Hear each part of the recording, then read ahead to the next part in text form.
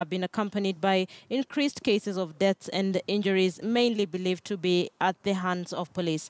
Among the worst hit areas has been Kisumu County, where at least 7 people have been killed and tens more injured during the weekly protests called by opposition coalition NASA. Allow me to now bring in my colleague Timothy Otieno, who is live for us in Kisumu. Like I mentioned, it's 2 days to the presidential election, and we here at KTN News will cover this for you in a way only we can. And that coverage begins, of course, with Timothy Otieno, who's now in Kisumu for us. Timothy, talk to me about the protests and the kind of stories that you're getting from the ground.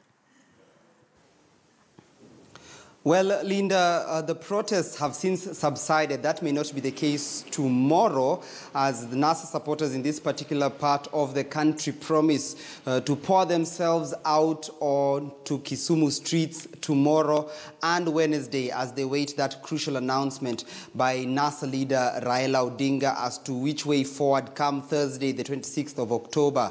But as it is, there have been injuries in this particular town, and just go through any public or private hospital and you can get a full account of people who claim to have been shot by police. And Linda, unfortunately, some of those victims are actually children. We've been able to go through some local hospitals here, and we've been able to see at least 2 children who have been hospitalized for various instances of as a result of the ongoing demonstration. One child had particularly inhaled a lot of tear gas and had been affected. Her nerve system was not working, according to the doctors whom we spoke to, and another was knocked down by a vehicle as he was leaving school last week, but one on Friday, and has been suffering through head trauma over the last 12 days, was discharged yesterday. Both children 12 years old.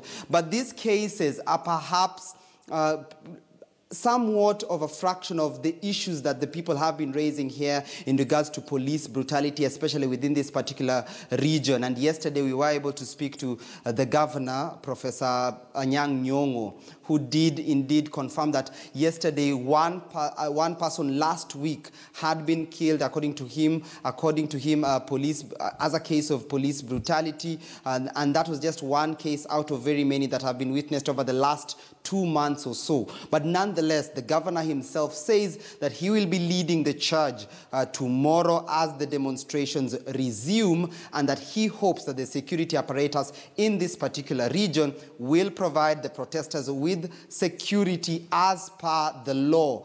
Linda, we are also able to speak to the new police county commander, Mr. John Kamau, who just began work today in the morning. We had an interview with him. He does say that all the security measures have been put in place to ensure security for the protesters and, of course, for the businesses, even as they prepare for Thursday, the 26th repeat poll. Linda. Tim, I know you've mentioned about the protests that are supposed to take place tomorrow and on Wednesday, but Acting Interior Cabinet Secretary Fred Matiang'i has warned that any political gathering after the timelines gazetted by the IEBC are illegal, and according to a Gazette notice by the electoral body, campaigns conclude on Tuesday ahead of Thursday's fresh presidential election. This is by all means a political, quote-unquote, political gathering. Have any of the NASA leaders addressed this latest warning from the CS? Not any that we are aware of at the moment, Linda, because this particular communication just came in today. But from the information that we had received earlier, the NASA leadership, especially in this region, have said and categorically re-emphasized that they are going to be getting directives from no other person except the NASA leader, Raila Odinga. Now, any communication from any other person other than Raila in this part of the country perhaps will not be taken that much seriously. So we don't expect the residents to keep off. Although, Linda, the governor of Kisumu, Professor Anyang' Nyong'o, had issued his own curfew, or rather time period in which they are allowed to go out and picket, and that is between 9 a.m. and 1 p.m. And that is the timeline that they hope to stick to tomorrow and Wednesday. Tim, I'm hoping I can get a look at your story tomorrow and you can help us understand just how prepared the IEBC is from Kisumu. Of course, Timothy Otieno and a team of other reporters already on the ground, just waiting to cover that repeat presidential election for you in a way only we here at KTN News can. Let's now move on and divers have recovered parts of the bodies of 3 of the 5 victims of the helicopter crash in Lake Nakuru National Park.